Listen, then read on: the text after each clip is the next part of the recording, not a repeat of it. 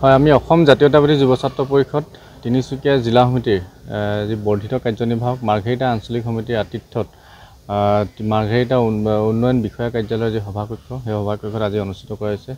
আৰু এই বৰ্ধিত কাৰ্যনিৰ্বাহক সভাখনত বিভিন্ন কেন্দ্ৰীয় সমিতিৰ বিষয়ববীয়াৰ লগতে আৰু জিলা সমিতিৰ উপদেষ্টাৰ লগতে বিভিন্ন আঞ্চলিক সমিতিৰ সভাপতি সাধাৰণ সম্পাদকে প্ৰমুখ্য কৰি বিভিন্ন বিষয়ববীয়াসকল উপস্থিত আছে।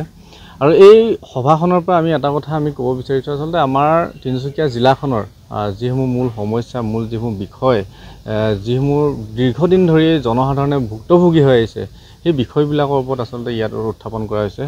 আৰু আমাৰ যি সংগঠনটোৰ যি সাংগঠনিক ভেটি আৰু সুদৃঢ় কৰাৰ স্বাৰ্থত আমি কেনেধৰণে পৰিকল্পনা হাতত ল'ম আৰু অনাগত ভৱিষ্যত দিনত উঠি অহা নৱপ্ৰজন্ম বৰ্তমান সময়ত যিসমূহ ড্ৰাগছ বিৰোধী ড্ৰাগছৰ প্ৰবলত যেনেধৰণে পৰিব আৰম্ভ কৰিছে আৰু সেই ছাত্ৰ ছাত্ৰীসকলক কেনেধৰণে আমি এটা সুস্থ মঞ্চৰ সুস্থ বাতাবৰণৰ জৰিয়তে আমি আগবঢ়াই দিব পাৰিম, এই বিষয়বিলাকো আজি এই বৰ্ধিত কাৰ্যনিৰ্বাহক সভাত উত্থাপন কৰা হৈছে আৰু বিষয়বিলাক প্ৰস্তাৱ আকাৰে লোৱা হৈছে।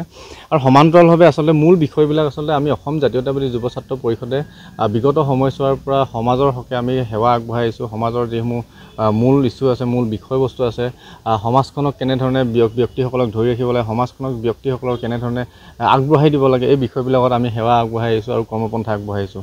গতিকে আমি ক'ব বিচাৰিছোঁ, আমি অসম জাতীয়তাবাদী যুৱ ছাত্ৰ পৰিষদ তিনিচুকীয়া জিলা সমিতিয়ে বিগত সময়ছোৱাত আমি বিভিন্ন ধৰণৰ ক্ৰীড়া ক্ষেত্ৰখনত আমি কাম কৰি আহিছোঁ। আৰু এইবাৰ আচলতে সেই ক্ৰীড়া যিখন ফুটবল প্ৰতিযোগিতা অনুষ্ঠিত কৰা হয় আৰু সেই ফুটবল প্ৰতিযোগিতাখন আন্তঃৰাষ্ট্ৰীয় আৰু ৰাজ্যিক পৰ্যায়ত আমি অনুষ্ঠিত কৰা হয়। সেই ফুটবল প্ৰতিযোগিতাখন এইবাৰ মাৰ্ঘেৰিটাত অনুষ্ঠিত কৰা আমি সিদ্ধান্ত গ্ৰহণ কৰিছোঁ।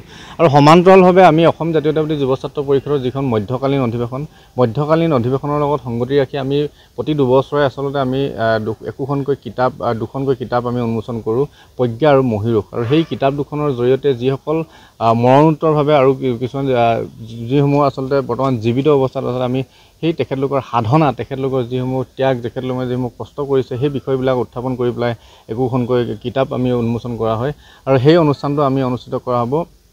আৰু সেই অনুষ্ঠানৰ লগতে আমাৰ যিসমূহ প্ৰাক্তন বিষয়ববীয়া আছে, প্ৰাক্তন বিষয়ববীয়াসকলক সম্বৰ্ধনা আৰু বিদায় অনুষ্ঠানৰ আমি এটা পৰিকল্পনা কৰিছোঁ।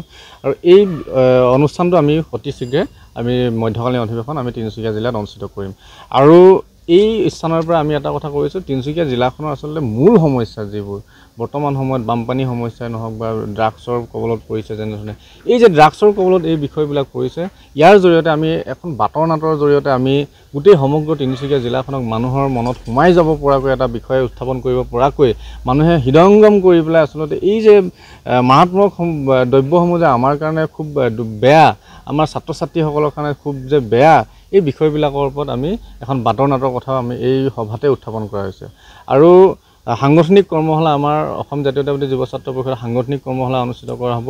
সাংগঠনিক কৰ্মশালা অনুষ্ঠিত কৰাৰ হ'লে তিনিচুকীয়া জিলাখনত আমাৰ যিসমূহ দাবী আছে, আমাৰ বৰ্তমান সময়ত নৱপ্ৰজন্ম বা ছাত্ৰ ছাত্ৰীসকলৰ ওপৰত যেনেধৰণৰ বিৰূপ প্ৰভাৱ পৰা যিবোৰ বিষয়, সেই বিষয়বোৰৰ ওপৰত আমাৰ এটা বৃহৎ কাৰ্যসূচী আমি অনুষ্ঠিত কৰিম।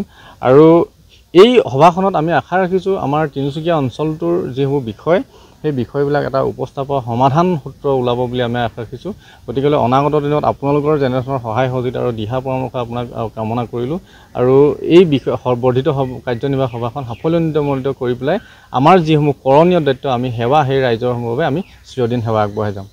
যিকোনো খবৰৰ বাবে যোগাযোগ কৰক 7099017330 লগতে 7099017110 নম্বৰত।